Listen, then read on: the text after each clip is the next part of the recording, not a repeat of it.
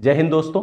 मार्च 2002 गोधरा कांड के बाद जब गुजरात में दंगे फैले तो उसी समय एक बड़ा फेमस केस, बड़ा फेमस इंसिडेंट जो है चर्चा में रहा, या ये कह लीजिए कि उस गोधरा कांड और गुजरात दंगों के बाद एक बड़ा भयानक एक केस सामने आया जिसको हम लोग बिल्किस बानो गैंगरेप के नाम से जानते हैं। आई एम श्योर कि आप सब ने ये केस सुना होगा और इस केस के बारे में आप सब जानते भी होंगे। इसी बिल्किस बानो गैंगरेप से रिलेटेड आज की ये न्यूज़ है, आज की ये खबर है जो मैं आपके साथ डिस्कस करने जा रहा हूँ। तो एक्चुअली में क्या चीज़ निकल के आई है, ये चर्चा में फिर क्यों आ गया? दरअसल सुप्रीम कोर्ट ने अभी अपने फैसले में, 2 जजों की बेंच ने अपने फैसले में जितने भी 11 आरोपी थे जिनको गुजरात सरकार ने रिलीज किया था 15 अगस्त 2022 को, उन्हें 2 हफ्ते के अंदर विद इन 2 वीक्स फिर से सरेंडर करने को कहा है। अब ये पूरा मामला क्या है, आइए इसी पर हम लोग चर्चा करते हैं। तो जैसा कि मैंने आपको बताया कि 2002 में गोधरा कांड हुआ, उसके बाद गुजरात दंगे हुए। उसी गुजरात दंगों के ही बीच में एक गैंगरेप की घटना आती है जिसको बिल्किस बानो गैंगरेप के नाम से जानते हैं।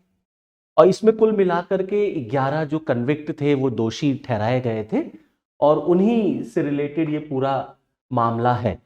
तो अगर हम देखें कुल मिलाकर के इसमें कैसे क्या घटनाएं घटी थी, एक पूरा अगर हम इसको देखें तो आप देखेंगे ये घटना जो है वो 3 मार्च 2002 की है, जब सामूहिक बलात्कार का जो है ये पूरा मामला सामने आया। उसके बाद दिसंबर 2003 को उच्चतम न्यायालय ने, ऑनरेबल सुप्रीम कोर्ट ने बिल्किस बानो मामले को सीबीआई को हैंडओवर किया, ऑर्डर किया। बाद में फाइनली फिर आप देखेंगे 21 जनवरी 2008 को एक विशेष अदालत ने बिल्किस बानो केस में जो 11 लोग थे उनको दोषी ठहराया और उन्हें आजीवन कारावास की सजा सुनाई, आजीवन लाइफ इम्प्रिजनमेंट की सजा हुई। फिर मई 2017 में बॉम्बे हाई कोर्ट ने 11 दोषियों को उम्र कैद की जो सजा थी उसको बरकरार रखा। उसके बाद अप्रैल 2019 में सुप्रीम कोर्ट ने गुजरात सरकार को आदेश दिया कि वो बिल्किस बानो को 50 लाख रुपए का कंपनसेशन दिया जाए, मुआवजा देने को कहा गया। 13 मई 2002 को सुप्रीम कोर्ट ने गुजरात सरकार को 9 जुलाई 1992 की अपनी नीति के तहत एक दोषी के समय पूर्ण रिहाई की याचिका पर विचार करने का आदेश दिया।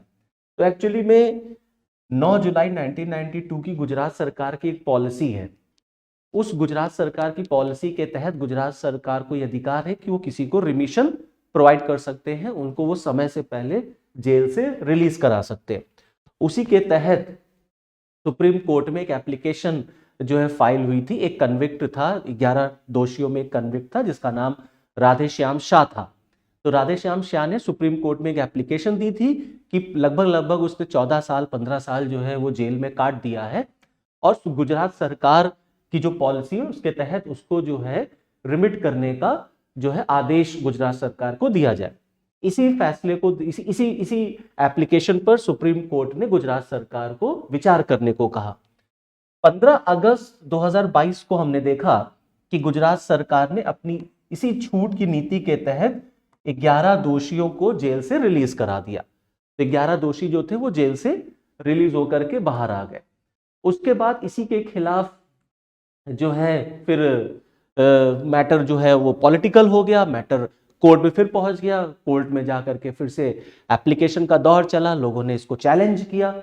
बिल्किस बानो ने खुद सुप्रीम कोर्ट में एक पीआईएल दाखिल की, एक जनहित याचिका दाखिल की और फिर फाइनली अभी हम देखते हैं कि 8 जनवरी 2024 को सुप्रीम कोर्ट ने अपने ऐतिहासिक फैसले में गुजरात सरकार को यह आदेश दिया है और उन 11 दोषियों को यह कहा है कि वो 2 हफ्ते के अंदर फिर से सरेंडर करें अपने आप को।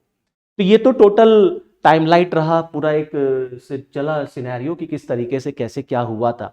अब जाहिर सी बात है क्योंकि मैटर जो है वो इतना सेंसिटिव है और हमारे देश में चुनाव का माहौल चल रहा है, 24 में चुनाव की पूरा एक माहौल ही है हमारे देश में, लोकसभा के इलेक्शन होने वाले, तो जाहिर सी बात है मैटर पे राजनीति तो होनी ही होनी है।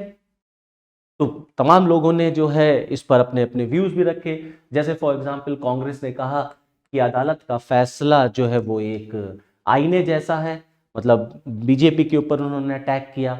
राहुल गांधी ने बीजेपी पर, गुजरात सरकार पर जो है वो निशाना साधा कि चुनाव में फायदा उठाने के लिए, गुजरात के विधानसभा के चुनाव में फायदा उठाने के लिए गुजरात सरकार ने ऐसा कदम उठाया था।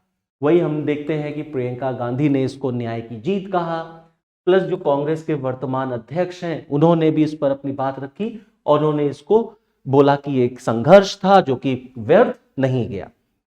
उसी तरफ हम देखते हैं कि जो हमारे हैदराबाद के जो हैं उन्होंने इसको मिसाल करार दिया है कि ये फैसला जो है वो मिसाल बनेगा और बीजेपी को बिल्किस बानो से माफी मांगनी चाहिए। तो ये सब तो पॉलिटिकल एंगल रहा, पॉलिटिकल लोगों का अपना अपना स्टेटमेंट है क्योंकि चुनाव का माहौल ही चल रहा है। अब ये पूरा घटनाक्रम जो रहा है जिस तरीके से, इसमें जो है टिपिकल इश्यूज क्या क्या हैं, इसमें टेक्निकल इश्यूज क्या क्या है, तो यहाँ मोटे मोटे तौर पर आपको ये समझने की बात है कि सुप्रीम कोर्ट ने ये फैसला किस ग्राउंड पर दिया और कैसे क्या दिया। देखिए, सुप्रीम कोर्ट ने अपना जब फैसला सुनाया तो सुप्रीम कोर्ट ने सीआरपीसी की जो धारा है, सेक्शन जो है दैट इज 432, उसका जिक्र किया और सुप्रीम कोर्ट ने कहा कि सीआरपीसी का सेक्शन जो 432 है उसमें साफ साफ लिखा हुआ है कि केवल वही सरकार रिमिट कर सकती है, रिमिशन प्रोवाइड कर सकती है जहां पर एप्लीकेंट्स को कन्विक्ट किया गया है।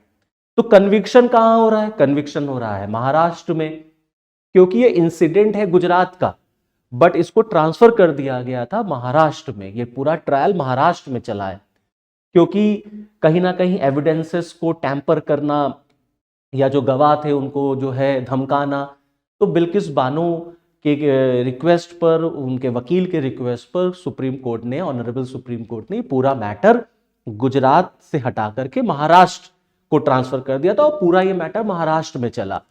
तो कोर्ट ने कहा कि क्योंकि ये मैटर महाराष्ट्र में चला है, जो एप्लीकेंट्स हैं वो कन्विक्ट महाराष्ट्र में हुए हैं, इसीलिए केवल महाराष्ट्र सरकार को यह अधिकार है कि वो रिमिशन प्रोवाइड कर सकती है। गुजरात सरकार को यह राइट नहीं है under the CrPC section 432। Gujarat सरकार को इसलिए नहीं है क्योंकि जो इंसिडेंट अकर किया था, जो घटना घटी है, वो घटना घटी गुजरात में है, लेकिन जो कन्विक्शन हुआ है वो महाराष्ट्र में हुआ है। तो अब महाराष्ट्र सरकार के पाले में पूरी गेंद है। Now ball is now in the court of the Maharashtra government. अब महाराष्ट्र सरकार को यह देखना है कि महाराष्ट्र सरकार क्या फैसला इस पर लेती है। तो कुल मिलाकर के इस तरीके की बातें निकल के आई। बिल्किस बानो ने जब यह फैसला आया था कि गुजरात सरकार जो है वो रिलीज कर रही है 11 दोषियों को, तो उन्होंने आर्टिकल 32 का यूज करके सुप्रीम कोर्ट में जनहित याचिका दी थी, पीआईएल दाखिल किया था। और क्योंकि इस केस में स्पेशल ग्राउंड के बेसिस पर इसको सुप्रीम कोर्ट ने एक्सेप्ट किया और बिल्किस के लिए हाई कोर्ट जाना अनिवार्य नहीं था, क्योंकि जब आप पीआईएल दाखिल करते हैं तो आप आर्टिकल 226 के तहत हाई कोर्ट भी जा सकते हैं और आर्टिकल 32 के तहत सुप्रीम कोर्ट।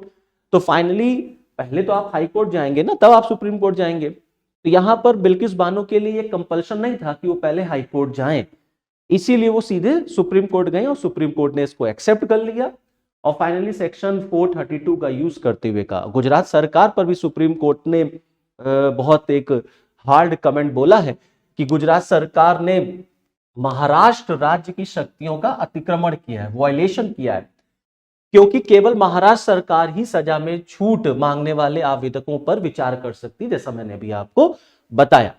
न बिल्किस बानो मामले में समय से पहले रिहाई के लिए शीर्ष अदालत का दरवाजा खटखटाने वाले एक दोषी के साथ गुजरात सरकार की मिलीभगत थी।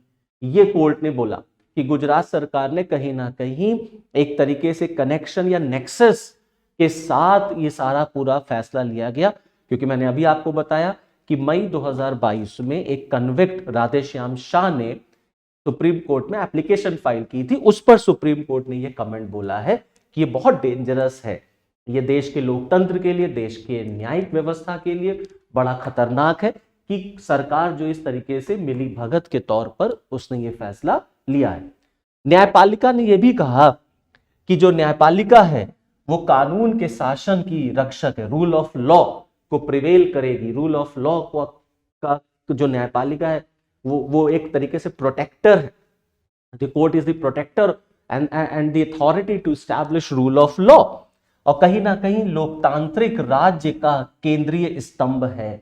तो सुप्रीम कोर्ट ने अपने आप पर एक जिम्मेदारी ठहराते हुए बोला कि ये हमारा अधिकार है कि हम लोगों के फंडामेंटल राइट्स का, ये हमारी ड्यूटी है कि हम लोगों के फंडामेंटल राइट्स को प्रोटेक्ट करें और रूल ऑफ लॉ को हम इंडिया में स्टैब्लिश करें। साथ ही साथ कानून के शासन का मतलब केवल कुछ भाग्यशाली लोगों की ही सुरक्षा करना नहीं होता। तो न्यायपालिका ने कहीं ना कहीं अपने इस फैसले में ये शो कर दिया कि कोई बच के नहीं जा सकता, कानून सबके लिए बराबर है, फिर चाहे वो मंत्री हो, चाहे संतरी हो, चाहे कोई भी हो। तो रूल ऑफ लॉ हमारे देश में हर हाल में प्रिवेल होगी, ये न्यायपालिका के इस फैसले से शो होता है। So this is all from this video lecture. Okay, thank you.